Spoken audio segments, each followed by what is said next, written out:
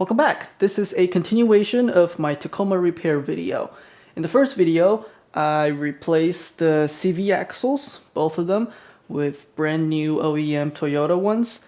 And at the end of the video, where I went for a drive, the clicking noises remained. So I know it's not the CV axle issue. So as I dug into it a little more, I found a number of issues. So first of all, CV boot's been replaced. While I was replacing the CV boot, I know I damaged one of the oil seals in the differential, so I gotta replace those.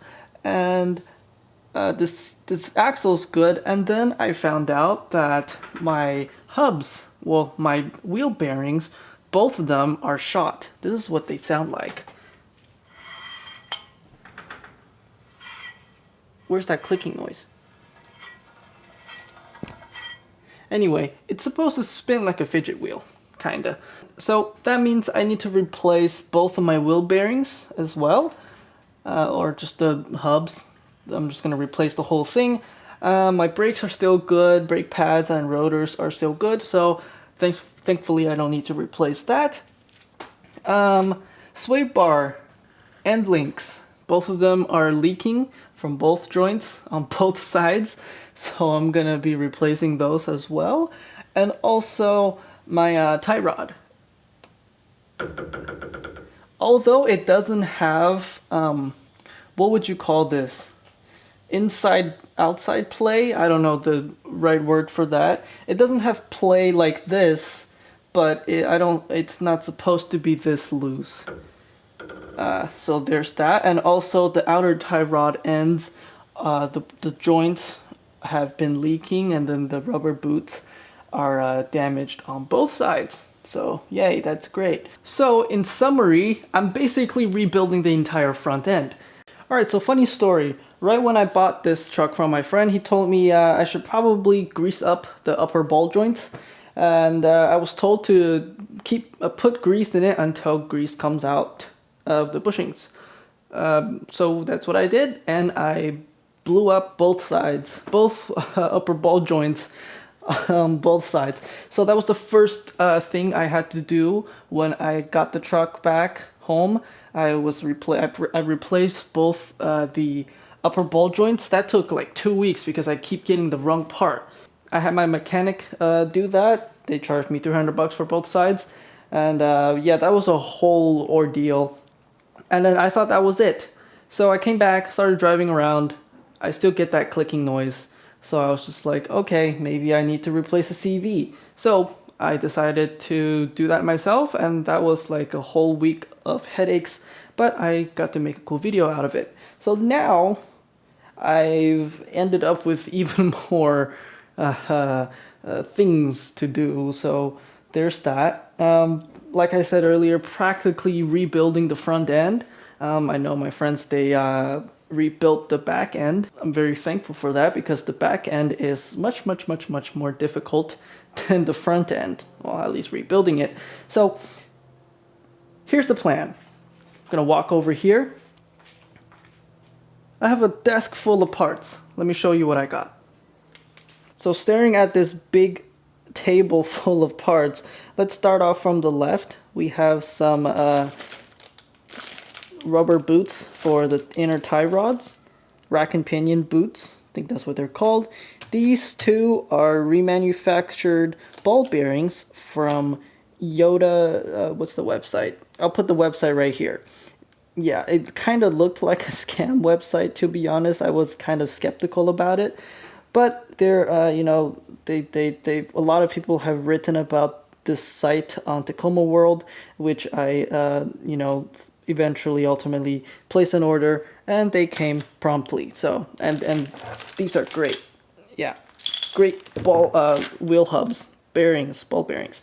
Anyway, up top, over here, I've elected to go with an aftermarket inner tie rod. This is the 3.5. It's made in Japan. It's one of the highest quality aftermarket parts because, you know, price-wise, it didn't justify the $200 OEM price.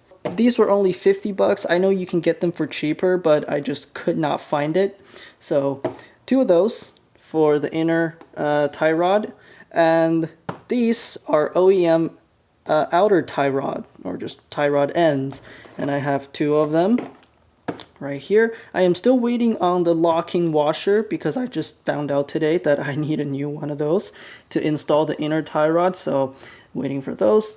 Moving on over here, big yellow Moog box. I know a lot of you are looking at this and be like, hey, why'd you get this brand? You know, they've gone downhill after they've got, you know, acquired by another bigger company. But these are only the sway bar bushings. So, it says they're made in USA. I don't know. I don't think you can make a shitty bushing. So, there's that, because I just would like to replace everything, and this was only 10 bucks, so why not?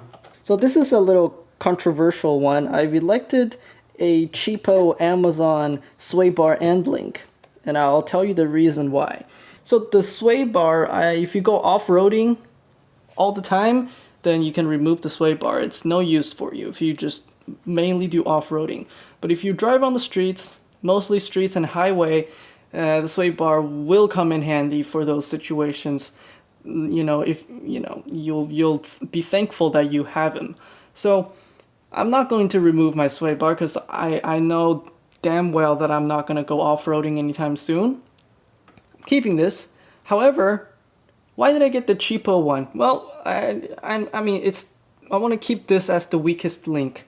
Yes, I know an inferior quality part might eventually interfere with all the other things. They might like break everything else, but I feel like this is one of the parts where I can cheap out on. Yeah, I definitely wouldn't cheap out on the tie rods. That's why I spend the extra for the OEM and the high quality made in Japan inner one. That's why I spent $700 on 2 axles, and yeah. So I don't know if this is justified. You can tell me your opinion in the comments, but that's just my stance on this thing. I mean, look, this is the OEM one. After almost 200,000 miles, I don't think my friends ever replaced that, so that's shot. I mean, better to replace that with like a, you know, somewhat good new one than keep driving with that broken one. Now, these are the main stuff. Moving on over here, there's just miscellaneous stuff. I didn't have, you know, anti-seize. I didn't have silicone grease. Nor did I have this clamp thing for that thing. Yeah. Very technical words here. I got a new axle nut. These were cheap, by the way. I got these on Park Source. These were like $1, $2 a pop, so I was like, why not? They're OEM. And this is the axle nut because my passenger side one has an aftermarket. It was a Castle nut. It took me so long to get the cotter pin in, so I was just like, I am not dealing with that. I'm getting an OEM axle nut with the OEM adjusting cap. This will make installing the cotter pin so much easier. So there's 2 quality of life things I want to say. Moving on over here, here are the seals I mentioned earlier. You know, during the actual install video, could be this video, could be the next video, I will show you which part goes where. It took me like a couple hours of research to find all these parts, like with the actual part that goes where. So these 2 identical ones, these are for the wheel bearing. They will go on the inside of the hub right here. That makes contact with your outer CV shaft. I need to replace those because the ones, well, I'm replacing the whole wheel bearing hub thing, so gotta replace these. And these 2 are my transmission, well no, these are differential seals. Smaller one is for the driver's side, and the bigger one is for the passenger side, I think. Yeah, I could be wrong. But I still need to verify these after I take out the old seals because I'm not sure about one of these. I think it's this one. I'm not sure about this, if this is the exact part I need. So that's going to be very fun. Now, upgrade. For those of you who are in the knows, this is the ECGS, what is this called? Bearing thing. This replaces your needle bearing. Oh, well, while I'm at it, install tool and the needle bearing removal tool. I know, these are so expensive. It's stupid. Like, why can't they just have like a loaner tool program? Like, I'm only gonna use this once. There's only one bearing and I only need to replace this stupid thing once. Why do you sell me a $60, 2 pieces of metal for $60? I don't know, whatever. That's my rant. Anyway, that bearing goes on the driver's side, inside the front differential, where your CV shaft goes in. So the needle bearing, I know I need to replace it because, look,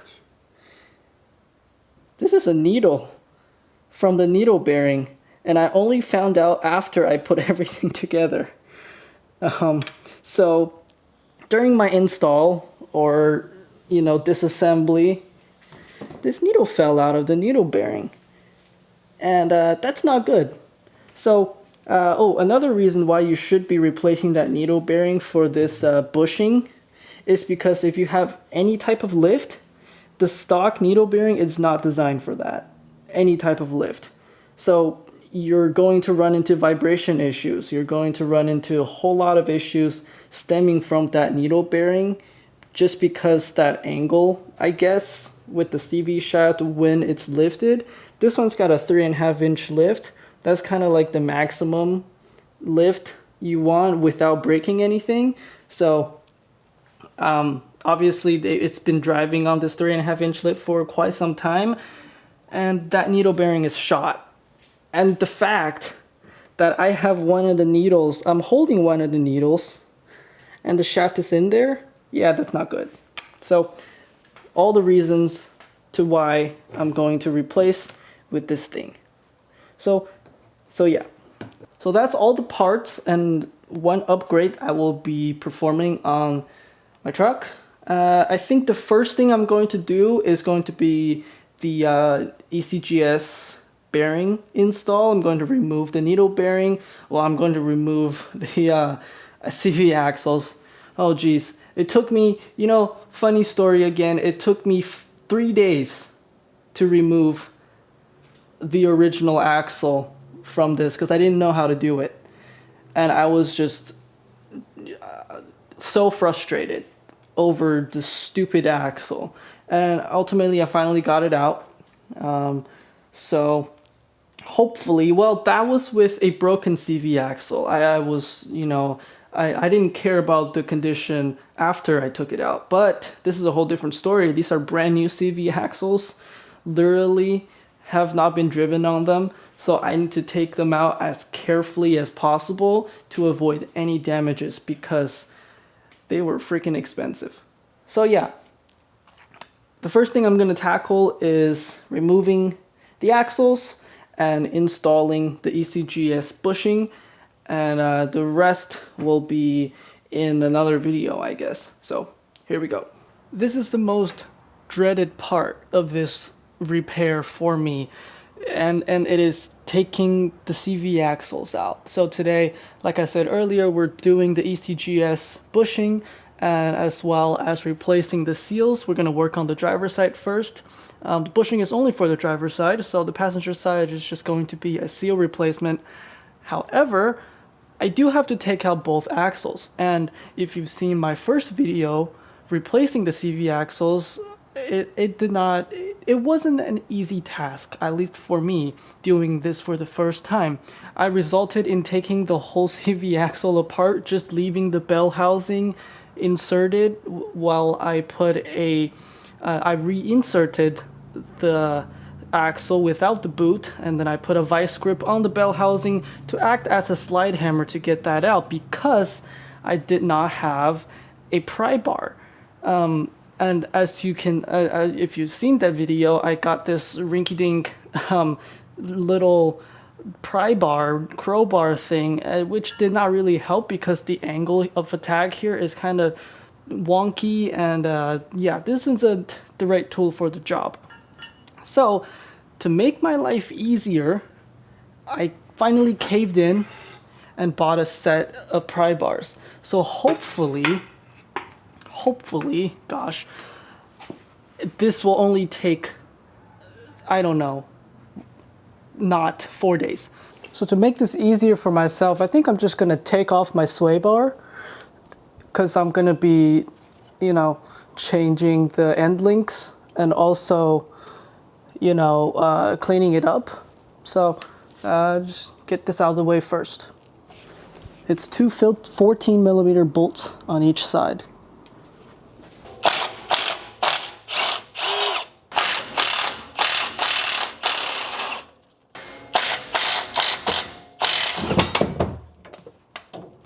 Well, there's my sway bar. Cool. Now let me take this. I'm gonna take the sway bar out of the way. There's my sway bar. Old bushings, cracking, very stiff. Yeah, looks like it's about time to replace them. Good thing I got replacement parts. Now I got more space over here. Back to hammering out this stupid axle. Status update. So the hammer and pry bar method is taking the toll on me. So I've decided, I finally caved in to going to the auto parts store and borrowing one of their slide hammers. Looks like this. And also one of their axle puller adapters. I probably should have just done this day one, but instead for some reason I wanted to do it the hard way. I bought all these tools. The slide hammer and the attachment, it's free to borrow as long as you put in a deposit and return within 48 hours. I don't know why I didn't do that in the beginning. I thought, oh, maybe I can just, you know, take my little hammer and my little screwdriver, it'll just come out. But no, that's not what happened. So now, I gotta figure out how this works. Figure out if I can do this without damaging my brand new axle. So this will be super fun. So I've got an issue. This little crow's foot attachment, only the edges will grab onto the back of the axle without doing any damage. Now I could jerry rig my own little thing that goes on the notches, that maybe, but or I can just use this and try to get it out. I think I'm gonna try this method first. It is kind of, I don't know, the clearance is kind of questionable. So here's for nothing. Here goes for yeah. I'm gonna try this now.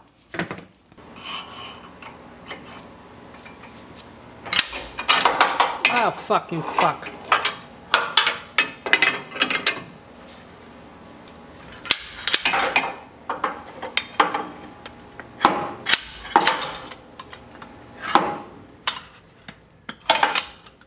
Alright, so a little change in the plan. Since I'm replacing the whole hub and everything, I've decided to just remove the hub and the shroud over here just to make my life a little easier to take the axle out. I've already took off the brake caliper over here, just 2 bolts that goes into the back. Brake caliper is nice and secured over here out of the way, and now I will be removing the hub out of here, which is 4 bolts behind here with a 17mm wrench.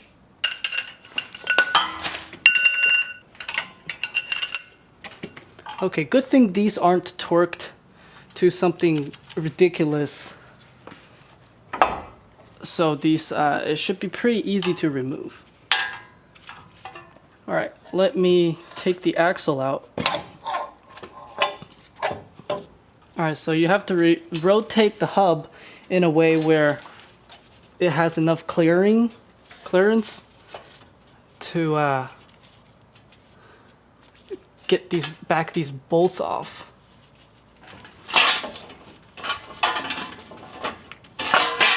Ooh. Here we go.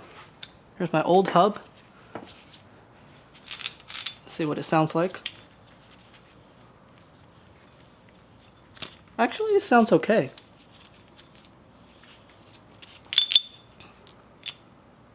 Yeah, I don't know. Have to replace the seal right here. And I'm gonna go ahead and clean this up a bit. Oh, jeez. Now everything's disassembled. I still have to take the CV out.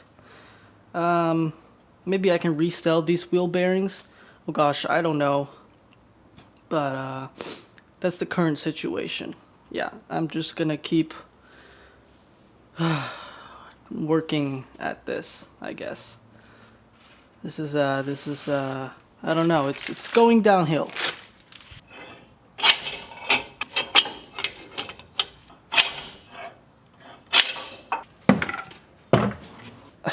All right, this is 4 hours later. As you can see, the CV axle is still attached. I've removed the hub. I removed, well, the wheel bearings. I removed the sway bar. I removed the caliper that's hanging right here. So I have more space right here to work with. The slide hammer didn't work. The pry bar didn't work. And hammering the pry bar onto the notches did not work as well. And I also made a makeshift, what I did was I wrapped some paracord around the notches and I tied it to the end of a hammer. That did not work as well. So I'm done dealing with this today. I don't know. I'm kind of stuck because when I took it off, the old axle, I didn't really care if it, you know, came out intact. So I cut the boot and left the bell housing on there, put a vice grip on it, just basically made a slide hammer out of the axle itself. That's how I got that out. However, this is a brand new axle. I spent $300 on it. I don't want to destroy it. So yeah, I'm not gonna deal with this today.